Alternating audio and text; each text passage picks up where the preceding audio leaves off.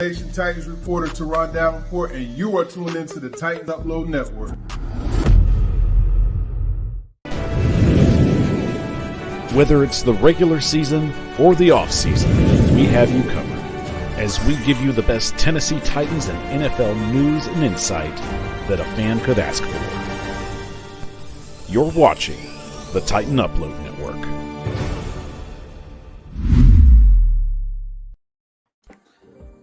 What is going on, Titan Nation? We're so happy to be here tonight. As you can see, I have my co-host back in action, James, aka Titan for Life. How you doing, man? I'm doing okay right now. Yeah, just yeah, extremely disappointed in our Tennessee Titans display of offensive output on Sunday. Man, it was like shades of a previous coach that we just had. I mean, it was like I remember going into the second half. I'm sitting there watching it. In first half, we went to the Titans Stadium for the little watch party thing. Okay. And me and Michelle stayed for the first half, and everybody was happy. The crowd was happy. It was like, yeah. And then we leave. We go back home. And so the downfall just continues. And it's like, dude, we can't get past 17 points. We can't throw the ball. It's like everything that needed to go our way did not go our way at all. I mean, the block punt, the return, the interception. I mean, it was just incredible. Well, let me ask you this. So what you're saying is that we should put this loss on you because you jinxed us by leaving the Titan Stadium watch party. Yeah, and there's a guy that follows us on here. Shout out to him, Austin Mitchell, and I met him at the game for the first time, and he texted me after the game. He said, "You should have stayed, man. It's your fault." So Titan Nation, you know who to blame right here, right now. It's right. Titans Rossi. We're leaving the watch party at the stadium. I'm telling you, dude, it's always something with this team, and the past few years have just been tough, and it's been tough. And this week, I don't know if you saw it circulating on Twitter, and this show is titled it basically, but Brian Callahan came out right after the game. It might have been a day later. I'll go ahead and play the clip. It's 12 seconds. And I want to get your thoughts, and I want to get the chat's thoughts as well. And we talked about it this yesterday morning too, but here we go. It was situational. We were playing so good on defense that it's almost as if we just punted it on 1st and 10 every time, we might have won the game. The way that we gave it away. So there's. Well, he's not wrong. Dude, I put out a tweet on X or an X on X, and whatever they call it now. But I put one out, and it was my most viewed tweet in a long time. It's at 60,000 views right now, like 200 comments. And I basically just said, like, was he out of line? But I'd say 95% of Titans fans are like, no, he's speaking the truth. And, this is not a type of answer we would have got really from Mike Vrabel, I don't think. And, Mike Vrabel actually tended to coddle the players in a sense. I don't know if because he was a player in a way, like he didn't really discipline a lot of guys and things like that. But I don't know, man. What do you think? I think Callahan was spot on, and I think he's kind of sending a message like, hey, this can't keep going on. Well, I'm going to channel my inner Mike Vrabel and tell you exactly what he would have said in this press conference. We got to coach better. We got to play better. Right. But I mean, for anyone who's criticizing Callahan for saying that, let me ask you a question. It's a very serious question. Is he wrong? If he's wrong, then criticize him all you want. If he's not, it is what it is. At some point in time, you have to take ownership of and I put this on a lot of this on Will Levis. I mean, a lot of this is Will Levis. If he just takes the sack, the Bears offense was not moving the ball on us. We were dominating defensively. Right. Just take the sack, punt it, live another set of downs, and you're good. Okay. It's simple mathematics for me. What percent chance of that pass, whatever you want to call it, has the ability to be successful, and what percent chance does it end up in disaster? And that's Will Levis's college career. And I keep hearing people say, well, I've never seen this before. Watch Kentucky, and you will see him do this over and over again. And this has been my main fear about him. And I know the game's on tonight, guys. Like, I wanted to get a show in. James hasn't been on in a while, and I know the numbers are going to be a little low tonight. But hey, we love talking Titans. Whoever's here, we appreciate you. There are 51 people in here now. About 40 of those people are on Twitter watching. So shout out to you guys on X and Twitter. If you want to participate in the chat, you need to come over here because you can't do it on X. But yeah, come join us over here if you're on X, so you could comment and stuff like that. But yeah, and it's funny. You said, just take the sack. I got a pretty funny clip. Funny, interesting. This was from Tyler Boyd today. So check this out. To be honest, my thought was I was running my route and I seen the DN coming out there to double team.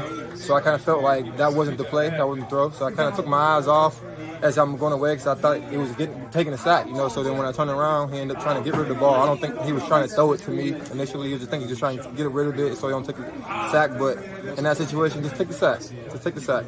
And we'll move on, But he made a mistake, which he wished he would have had back. But we all got faith in him. We all know what type caliber player he is, and he gonna bounce back and be ready to go this week.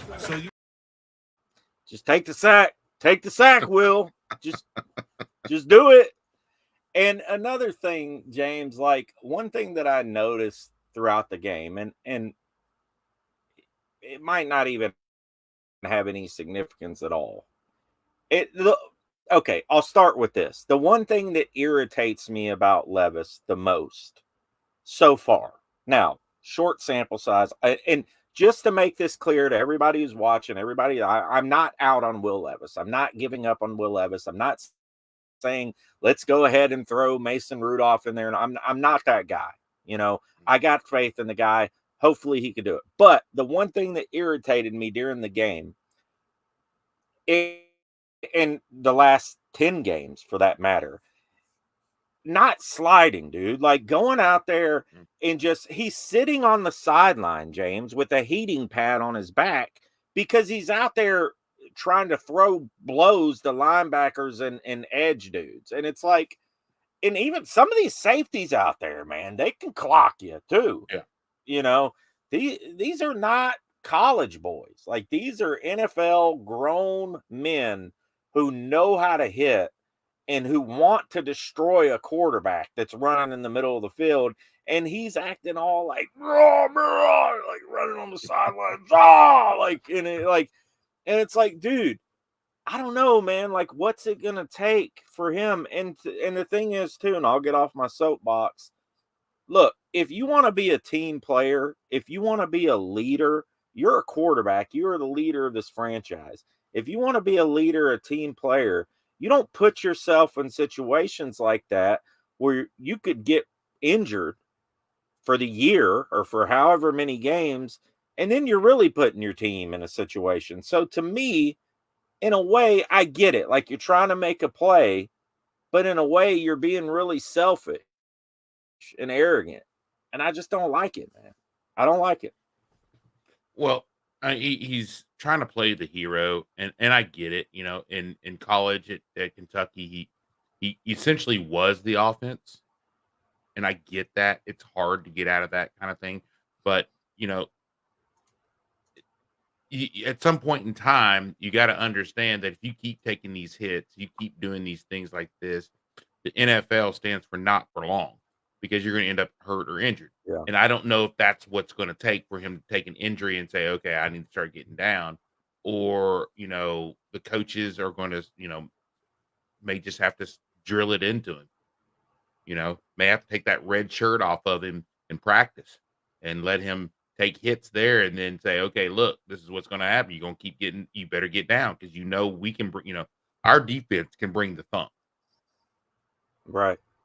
And just, and I think, maybe a practice or two where you take that red shirt off of him and say, okay, boys, hit him all you want. It's sweat. It's Andre Sweat. And he's sitting there at the end of practice going, maybe this isn't the brightest idea. Maybe I should get down. I don't know what it's going to take. I don't. Will Levis, I think he has the tools. Don't let anyone, I joke about him, I'll call him mayonnaise man or banana boy or whatever, but I joke about it. But I think he has the tools. His decision making is what I find suspect, and have found suspect since before he was drafted. That's why I was kind of concerned about the drafting of Will Levis. Look, I don't know. I mean, the light bulb will go off, I think. But it's going to have to, I don't know what it's going to take. I mean, everybody's trigger is different. And we got a poll going on, and it says, can Will Levis run the style of offense that Brian Callahan wants? 65% says yes, 35% says no. And I thought it would be a little more. I thought it would be more at like 80% yes. So I think it's kind of indicative of where the fan base is with Will Levis in a sense. And to me, it says like 6 to 7 out of 10 or like, okay, Will Levis could be that guy, 3 out of 10. I don't know. But let's see. Let's get to some of these comments real quick. I think he can. It's just will he? Oh, go ahead. I think Will Levis can run this. I think he can. The question is, will he? He has the arm. He has the athleticism. I think he has the mental capacity to do it, because I mean it's a really cool offense. Yeah. And he ran, and running this offense is not it's hard for me and you. I mean, stepping in, we would have a hard time. But for a quarterback, it is relatively a quarterback friendly offense. And we got to keep in mind too, like brand new offense. Yeah. Totally different offense than what Mike Vrabel was running. It's only his 10th game. The guy's not even played a full season. And I'm not sitting here like throwing shade on the guy. Like I do believe, can he? Yes. Can he? Will he? Who knows? I do think he has the talents, the gifts. I mean, you saw a couple plays. I mean, he made some good plays in the game. There were a few good plays. The throw across the middle to it might have been Ridley. It was like a 22-yard gain. And then the touchdown pass to Chig. Awesome. Now, it was an awesome play more on Chig's part, but it was still an awesome play on Levis too, to be under pressure. We've seen him make plays like that where he's under pressure and he makes these phenomenal plays. And I think this week, man, it's bounce back week. Like I think you have to show what you have to bounce back. Like, and it's not going to be an easy game. We're going to get into that. We'll pull up Yahoo Sports and go through the numbers and look at what the Jets have. We know they have Aaron Rodgers. We know they have Garrett Wilson, but we'll get into that. Let's get to some of these comments real quick, and shout out to everybody in the chat who's here. We got over 105 people watching right now, so shout out to everybody. Titan says, "What's up, Rossi and James? Optimistic for a bounce back week." Roll Tide Roll says we need it. I'm not buying that from an Alabama fan. Sorry. No, man, we appreciate you, Roll Tide Roll. Levis is still young to process Callie's offense. He's had some bad habits that need to be worked out. Yep, there you go. Go Big Orange. He is a linebacker with an arm. We got a good receivers. All we need is a new quarterback. Mookie, what's up? Mookie says they literally just started rebuilding. Tighten up, people, please. Titan says, although Levis is raw, Callie is a QB whisperer. Levis played pretty solid if you take away the shovel pick 6. Afio says, Jim Mora, we sucked that second half. We couldn't do diddly poo offensively. We couldn't make a first down. We couldn't run the ball. We didn't try to run the ball. We couldn't complete a pass. We sucked. Wow. Don't hold back. Tell us how you really feel. Yeah, I remember when Jim Moore said that. He did miss 2 TDs to Ridley, but I'm sure Callahan had him watch the film on his missed TDs. Yeah, he missed some throws, and Ridley ran the wrong route, or they were disconnected on one. Tom says, not the franchise QB of this team. Shizzy's in the building. Good Reverend Al Pierce is in the building. Rossi, is that run offense right now? No, eventually, yes. Levis got to have a 2 TD, 0 interception game. Yeah, I agree. Yeah. The pass missed downfield the receivers and needs. Yeah, the other thing, James, is so I had James Foster from A to Z Film Room on here yesterday morning, and there was he put out a video of all Levis's, a lot of his dropbacks. Yeah. And Levis would do this thing where he would have good protection in the pocket. Yeah. And he would drift over to the pressure. It's like he saw guys coming from the left and he would run to them. Yes, sack me, please. It was crazy. It was crazy.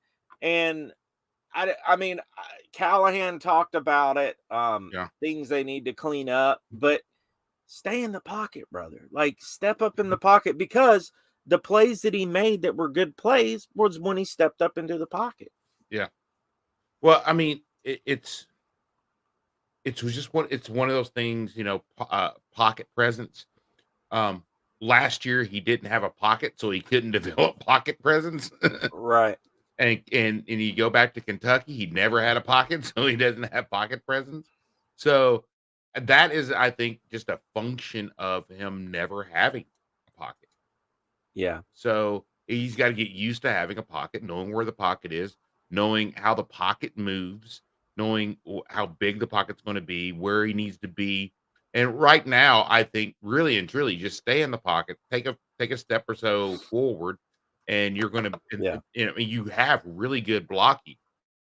And I think part of the reason why the grades on the offensive line was actually as bad as they were was because he did move into it. If you notice, the grades on the left-hand side of the pocket were horrible, and it was because he moved to that side. He moved directly to them. So I think that you have to really he has to really understand what's going on in there, and that's where I trust this coaching staff to coach it, to show it in film, and get him to where he needs to be.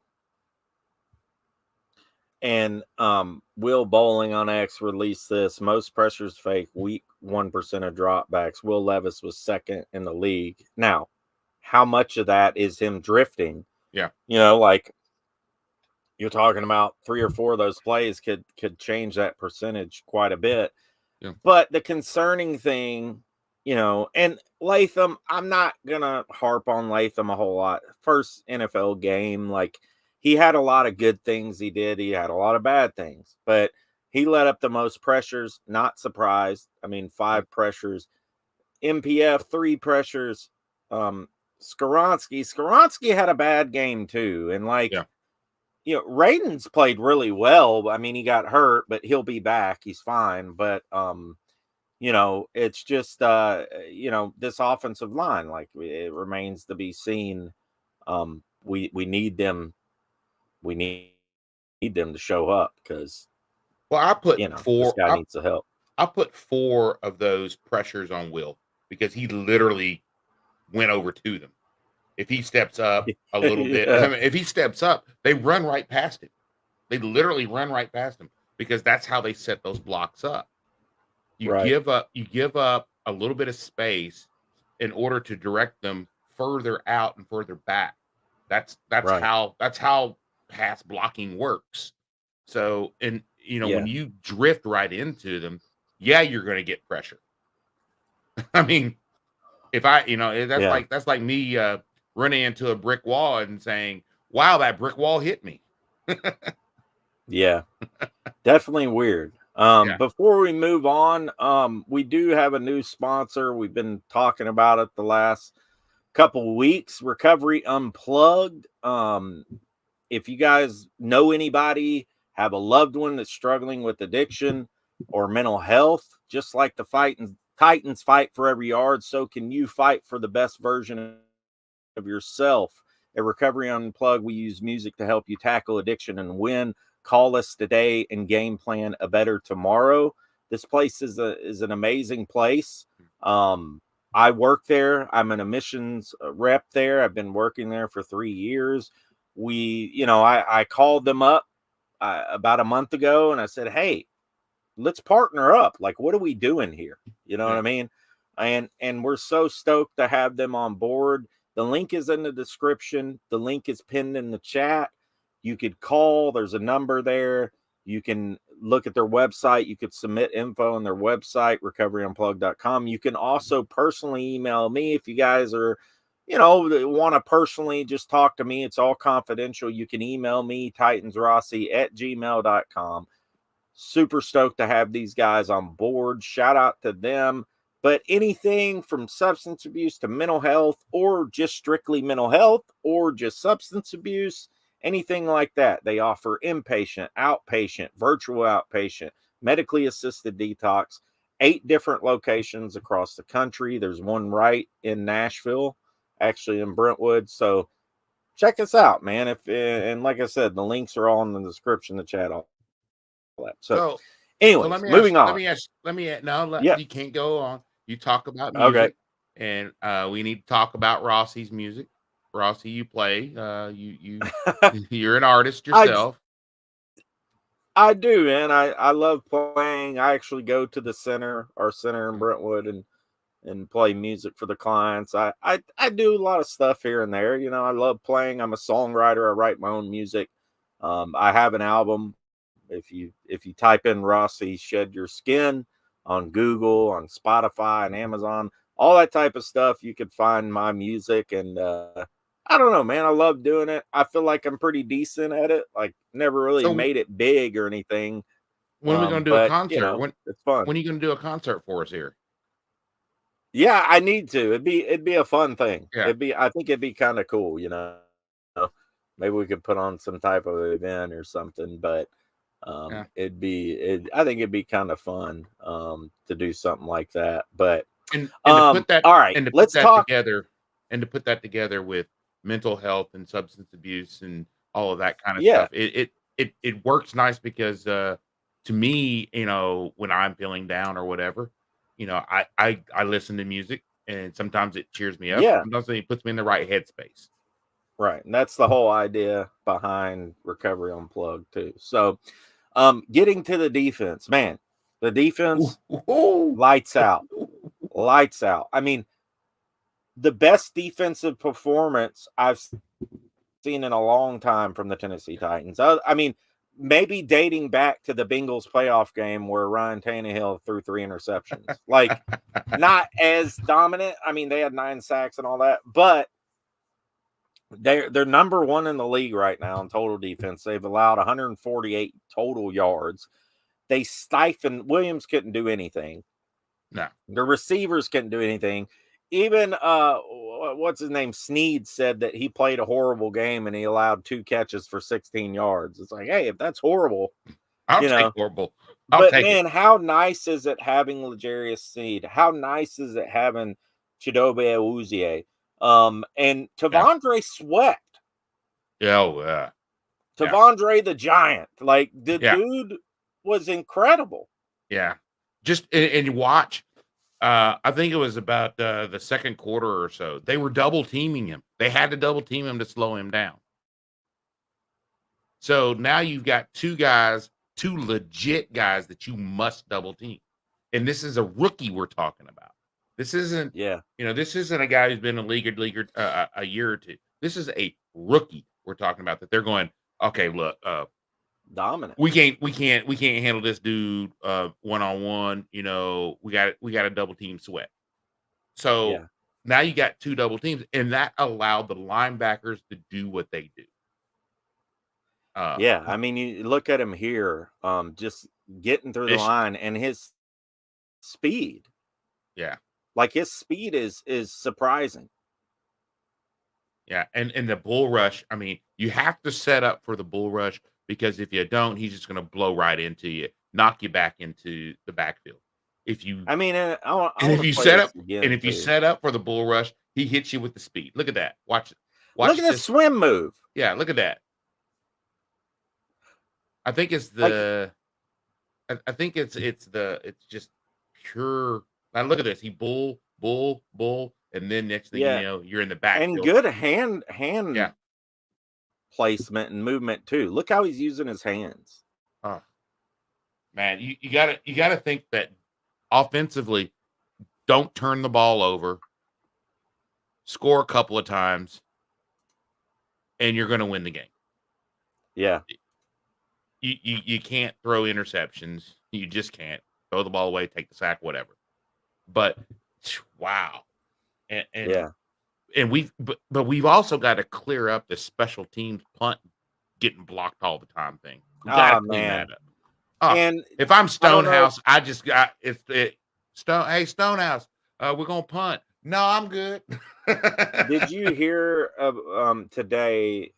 The special teams coach, Colt Anderson, I think is his name. Mm-hmm. He was talking about how Stonehouse was a little slow yesterday, and I kind of noticed that too, like his wind up. I don't know if it's just like first game, him getting back after a long layoff over a year of not playing, but I noticed that too, like how his punt wind up was a little slow, and that's what Colt Anderson was talking about. Like, we got to work on that this week. It could have contributed to some of that. I kind of look at it as like, maybe it's his windup. That's how he boots at 70 yards. It's like cocking back the hammer on like a, 1894 Colt revolver. You got to like use 2 people to do it. Yeah. But I don't know. I mean, if that's going on, he definitely needs to speed that up, because, that could get you, man. But I think that would have been blocked either way. I mean, he could have one of the fastest one. That we've got to get that cleaned up. I don't know.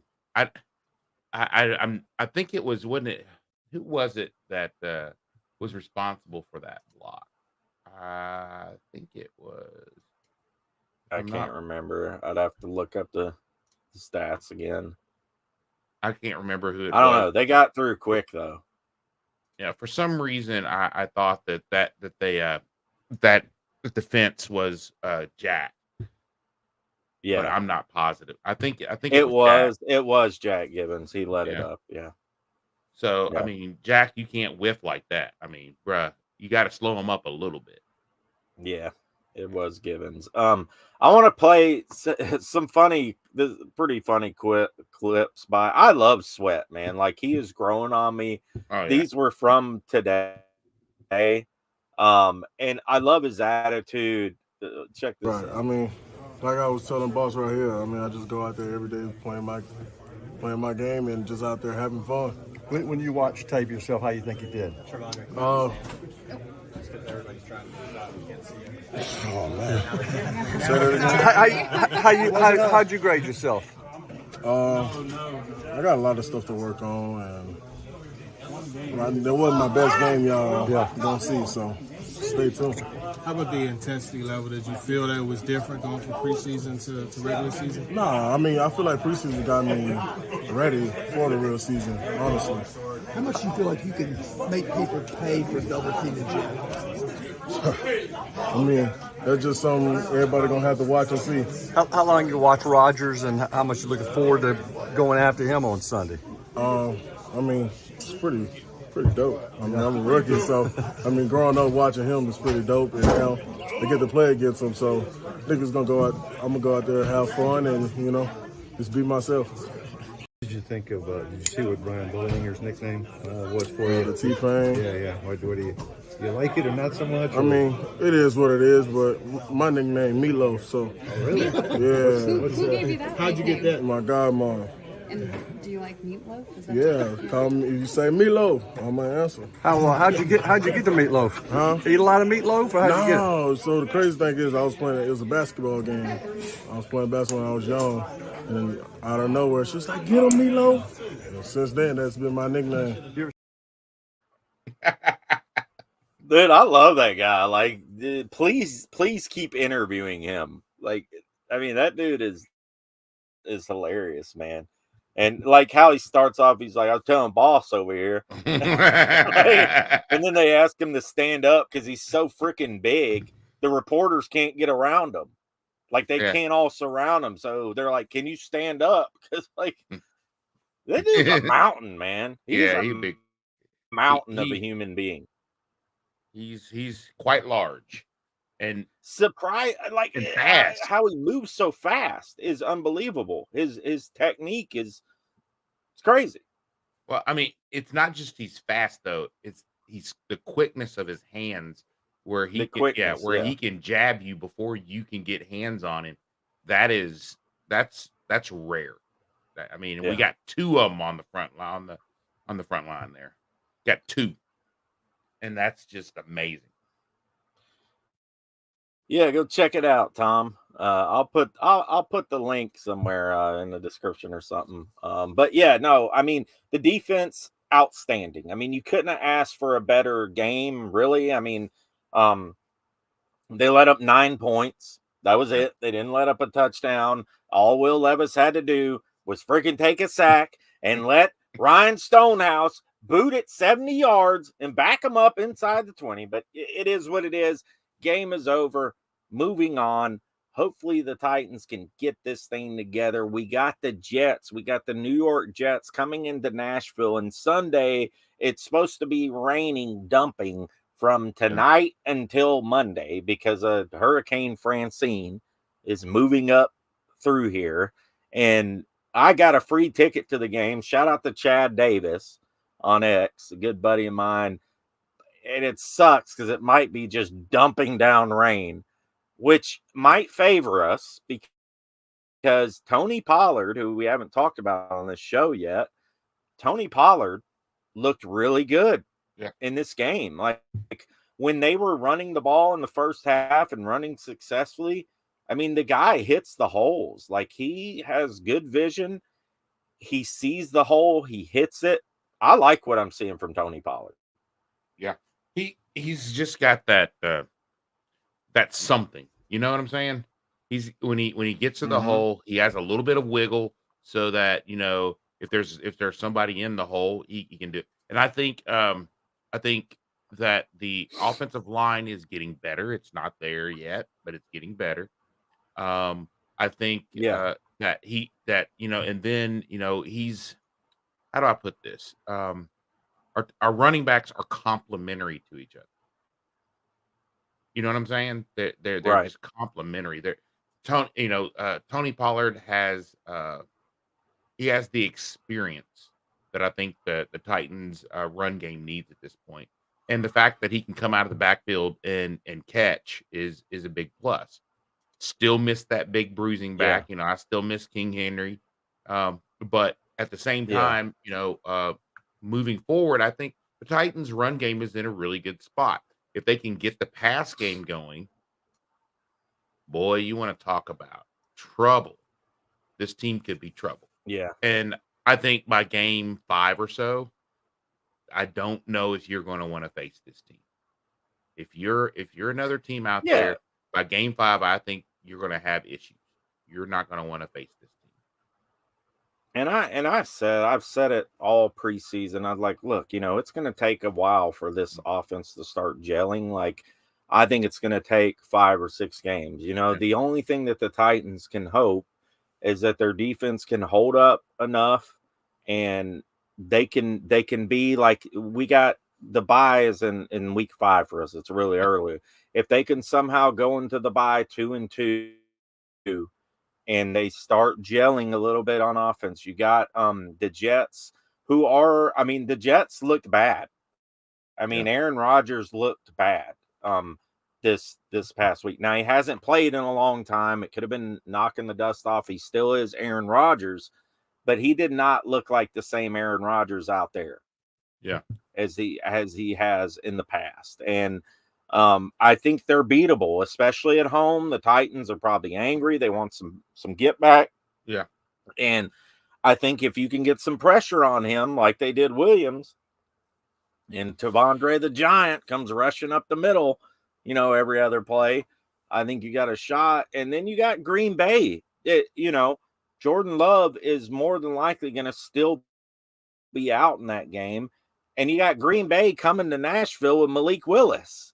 So that's a winnable game. So Monday Night Football, that's a tough one. I don't think they're going to pull that off again. Last year they went down there, pulled off the miracle. Miami is a good team. But if you could somehow pull out these next two games and you're sitting 2-2 at the bye, I think I would be happy with that for sure. And maybe this offense starts to click. I mean, what do you think? Or what do you think they're going to start clicking by then? Do you think this is, I don't know, lost cause or? Well, I think if they're going to start at least gelling, I mean, they may not be clicking, but if they're going to start gelling, this is the week that they should be able to do it. Simply because the Jets, I don't know, the Jets must be made by Boeing right now because everything seems to be breaking. That they look bad. I mean, they don't just look like, they look like a team that doesn't know what they're doing. And it looks, and Aaron Rodgers, he hate to say this about a guy like Aaron Rodgers, who's, been doing it for a long, he looked lost at times. Like he didn't know what he was doing. Like he didn't know where he was supposed to go. Like he, didn't know what the play was and just got out there and just tried to sling it. And he looked slow. I don't know. You know what I'm saying? He didn't look like, because he's always had escapability. He's always been one to be able to extend plays and escape a little bit to kind of get, give the receivers time. He didn't look like that this week. Right. And I think this is the game. And I want to go, I was trying to find the stats here. So week 1, Aaron Rodgers was, I don't know why it doesn't say what his percentages was. That's stupid. Let me see if I can click on the Jets here. Here we go. All right. There we go. Okay. And sorry, this might be a little small on your phones. If you're watching on your phones, you can click full screen if you on your, to make our video full screen or whatever. But Aaron Rodgers was 13 of 21, which is not terrible, 62%, but he threw a pick. He only averaged 8 yards a throw, which is not too terrible. Sacked 1 time. So they only got to him once. Yeah. But the run game, Breece Hall is supposed to be a really good running back this season. A lot of people, taking him really high up. You got to stop Breece Hall because Breece Hall can not only hurt you in the run game, he can hurt you in the pass game. But he was 54 yards, 3.4 yards a carry. He had a TD, but he also lost a fumble. And he had 5 catches for 39 yards. So he can hurt you. Like, he can hurt you in the passing game. And Lazard, the guy who used to play with Rodgers in Green Bay, was their leading receiver.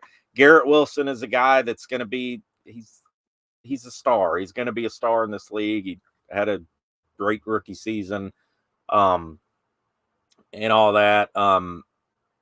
Let's see who they have. Let's see, receiving. They didn't have a lot of play. I mean, they only had 5 guys catch the football, which is crazy. So they, other than Lazard and Wilson, like if you could take them out of the game, and I love our chances with Snead and Awuzie and Roger McCreary. Roger McCreary had an awesome game too. So this secondary is pretty legit, man. So I don't know. We'll see what happens. They got DJ Reed, CJ Mosley. I mean, they got some players. Sauce Gardner is a guy you got to watch out for. One of the better defensive backs in the league. So I don't know. What are your thoughts on this game? And give us your predictions in the chat too. We'll give our prediction too, but what are your game predictions, James? And give us your game predictions in the chat too. I think we match up well with this team. I really do, and especially with in the rain. In the rain we match up really well because you can kind of negate a little bit of what Aaron Rodgers does. Because like the ball's not going to travel quite as far. The ball's going to be wet, that kind of stuff. So I think that kind of negates a little bit of what Aaron Rodgers can do. Running wise, I think we match up really well with these guys. I really do because our defensive line is that good. Our linebackers are now getting, they're getting clean looks. So I think that we match up well with them. I think the Titans match up offensively. The Titans are even better matchup because we've got two running backs that can break it at any moment, and it's only a matter of time. If you watch the game, when you watch it, you see that almost every play you can sit there and look at it and go, hey, it's almost at if he could have just gotten this one or just one block or something like that. So I think we match up well. I think it's going to be just a sloppy game just because of the weather. So I think that at that point, the Titans can win sloppy games because we have the better defense. Right. And did you give a score prediction? No, I didn't because I'm really kind of concerned about the weather.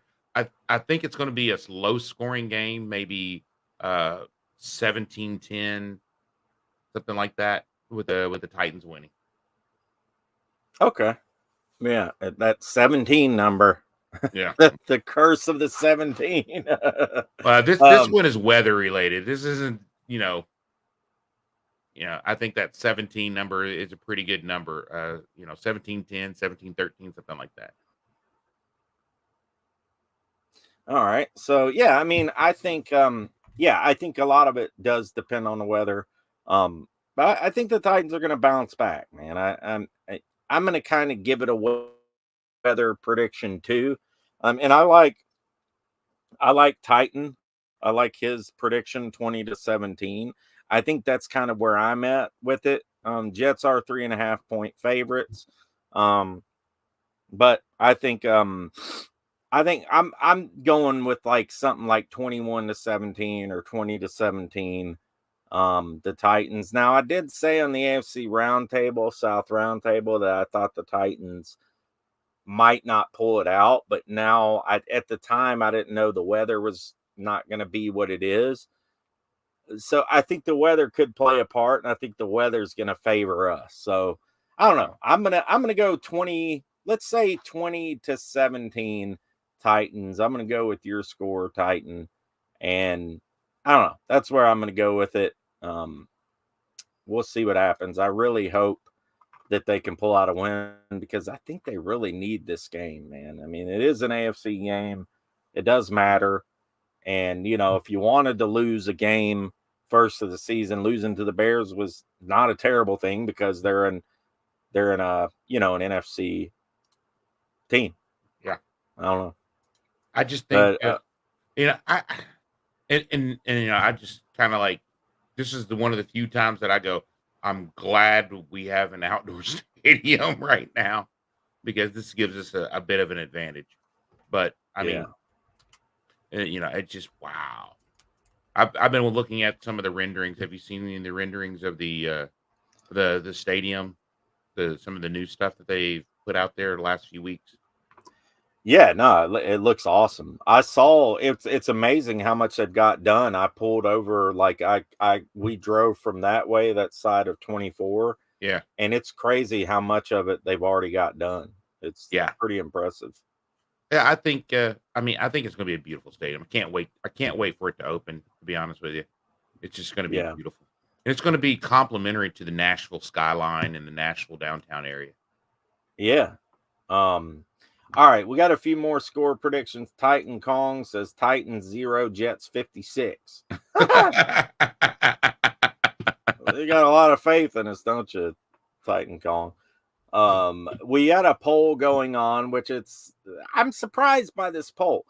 Can Will Levis run the style of offense that Brian Callahan wants? We got 40 votes. 59% of you say yes. 41% say no. I thought there would be a lot more yeses. So that does that surprise you? No, not really. Just by what Will has put on film so far. You know, yeah. It's tough. You know, last year it's kind of tough to grade him because, well, he didn't have an offensive line to speak of. This year he's got a young offensive line and a couple of veterans out there, but at the same time they've not played together, so it's kind of hard to grade him on that. But what I do grade him on is what I've been harping on since he was drafted is his decision making. Right. You know, his decision making, not getting down, not just taking the sack, trying to play hero. All those things have got to go away in order for him to be what the Titans need him to be, and what this Titan base has been just absolutely fiending for years. He's got to stop that. Right. Callahan, he was asked about Levis, the whole drifting thing and all that yesterday, and this is what he had to say about it. Yeah, where he didn't need to drift in the pocket. You know, and those are things that you don't see until it's live. And everything in training camp looked good, solid. He was playing well, playing with confidence, and his footwork was exactly what we were looking for. And then in the game, some things kind of reverted back. I think that's kind of true across most of the positions, especially our younger players. We had some technique reversions and some things that just didn't show up the way they had shown up in practice. And that was a disappointing part for me, was just to see some of those things that we think we've gotten fixed that showed up again in a game situation. So that part was again disappointing. Yeah. So I think, you know, they're definitely going to work on these things. I just hope that, look, you know, it's a fine line because you want the guy to play free. You want him to play his style, but at the same time, you don't want to give him this complex of like, he has to be Mr. Perfect and he has to do all these certain things. I think Will Levis is kind of, in my comp of him, like I picture him being kind of like a high touchdown to a high interception type of quarterback, like somebody who's going to throw 32 touchdowns in a season, but he's also going to throw 13 or 14 picks. Like, yeah. But if you can get that higher production and you can get those deep balls and you can get all those touchdowns, those 13, 14 picks are not as concerning. It's kind of like a Matthew Stafford type of QB. I kind of see Levis as that type of QB. Like, I don't ever see him being like Bill Belichick came out and had some harsh words about Will Levis. And he was like comparing to what Tom Brady would do. Tom Brady would never do something like smart. And I'm like, really? Are we really comparing Tom Brady to basically a rookie quarterback who's it just doesn't make, it's so stupid. But I don't think Will Levis is ever going to be like necessarily a system type of quarterback. I think he's going to be the guy who's going to go out there, big play potential. And I do think he's got potential, but I think he's more of a gunslinger, and that's going to be his style. And I think it can work. It's worked before with many quarterbacks across the league. But you have to be successful at it. Like you've got to make these plays. I think they're tailoring the offense more toward what he does. I think you're going to see Brian Callahan do that, and I think you're also going to see Bill Callahan.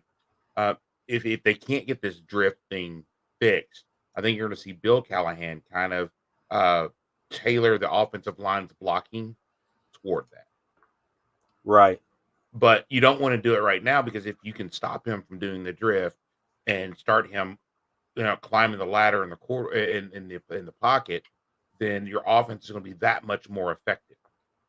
And you don't Right. want and you don't want him to not play his game, but he has to play his game within the scheme of the offense.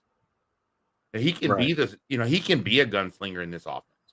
That's kind of what this offense is kind of designed for. They have throwing the ball. players to Yeah. do it. They have the personnel to do it. Yeah, it's just a matter of getting Will to play within the offense and understanding, hey, I don't have to be the hero. I don't need to be the hero. We're better off if I'm not the hero. That becomes, that's the mental part of that. That's the psychological part of that. And, And yeah, another thing is D-Hop, like he wasn't 100%. Yeah. He didn't get he was on a snap count. And today, this came out today. So Paul Kuharsky, about a week ago, came out with a story, and D-Hop told him that, supposedly told him it was an MCL tear. Well, Turron Davenport comes out with this today, says DeAndre Hopkins said his knee injury is a sprain similar to a sprained ankle. It's actually not a tear. Hopkins said 3 times that it was a sprain. For clarity, and then he responds to, for clarity, this isn't to say the report that Paul Kuharsky got out is wrong. A sprain is, in essence, a partial tear. The thing that's interesting to me is Brian Callahan said they're not afraid of the injury getting worse. Yeah.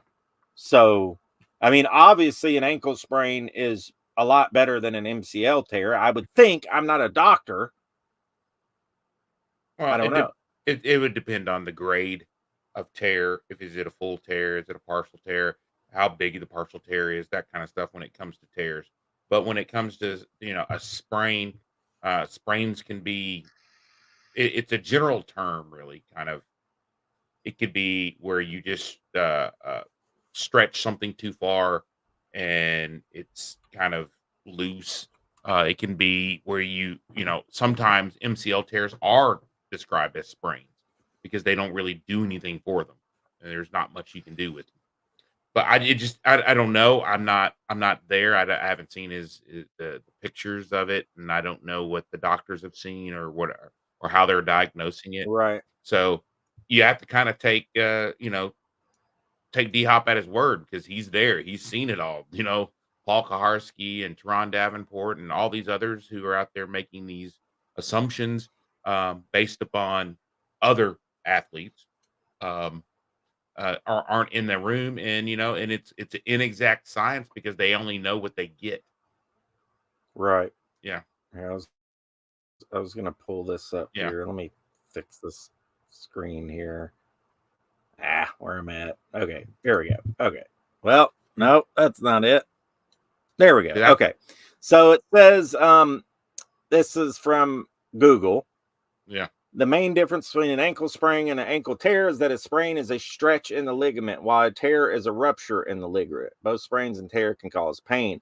Ankle sprains can range from mild to severe. A mild sprain is a stretch in the ligament that doesn't completely tear it. An ankle is stable enough to walk on. A moderate sprain is a partial tear that makes the joint unstable, while a severe sprain is a complete tear that separates the ligament from the bone. They usually heal. And so, yeah, I mean, and then I guess, it's got to be better than an MCL tear, I would imagine, but, who knows? It depends on, like I said, that depends on the grade of sprain, what it is. It's just one of those things where, we get inexact understandings from players. We get inexact understandings from other players that have had similar injuries. But if D-Hop says it's not a tear, it's this, then we have to kind of take him at his word, simply because we're not in the ring. Right. we're going to go probably about another 5 minutes. I do want to get to some of your comments here. I'm backing up here. I'd like to get all these in. I appreciate you guys tuning in tonight. I know a lot of people are watching the game, but we have 155 people watching. A lot of you guys are watching on X. We appreciate you. Some of you on YouTube. But let's get to some of these. Titan Kong had asked the chat for stats. Titan South said Levis 19 of 30, 198 yards, 2 TDs, and an interception. Hey, as long as that interception doesn't cost us the game, I'm okay with that. What's interesting is we will see if Callie adjusts Levis or his play calling, maybe both. The interception is tipped, he said. Will Levis 23 of 32, 98 yards and 20 yards. That'd be a terrible game. I hope that's not the case. He throws a deep TD to Hopkins. Then D-Hop limps after. As long as he catches a TD, I guess. Al says Titans 24, Jets 16. Defense was great. Offensive play calling was great. If Levis can mature in his decision making, the Titans will be a playoff team. True words. A modern day Ryan Leaf. Oh, no. Ryan Leaf. Yeah. He needed to call, he really needed to call Recovery Unplugged. Right. He needed some mental health. Dude, he was terrible on the field and off the field. I mean, you talk about a locker room cancer. I mean, that guy was pissing off everybody in the locker room. Like the players couldn't stand him. And imagine back then there was a big debate on whether you should take Ryan Leaf or Peyton Manning. Well, we see how that turned out. Golly, yeah. Oh, yeah, I remember. You got to understand.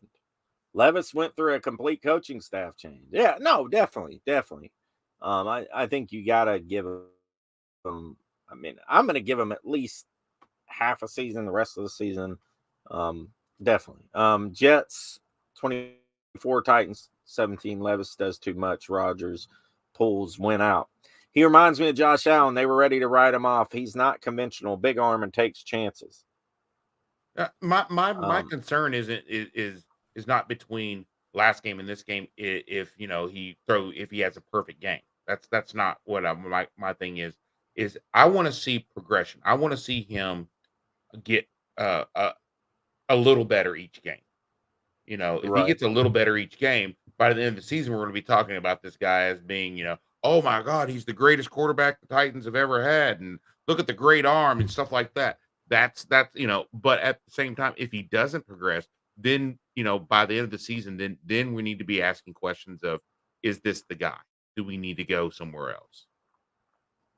Right. CB says 1 Titans, Jets 10. Titans South. I really think Levis will be a solid quarterback, not elite like Mahomes or Burrow Jackson, but at least a good leader of this team. Yeah, I mean, if you have good defenses, you don't need him to be Mahomes. Let's see what else we got here. Travis Hunter should be a Titan. I'll take wide receiver. We should give Levis one last chance if he fails this season because we're lacking young first-round wide receiver talent. We'll likely take a QB in the second round of the 2025 draft. I hope not. Nothing against him, but he started out as a running back, not a quarterback. So he got the mentality of smashing into people instead of sliding.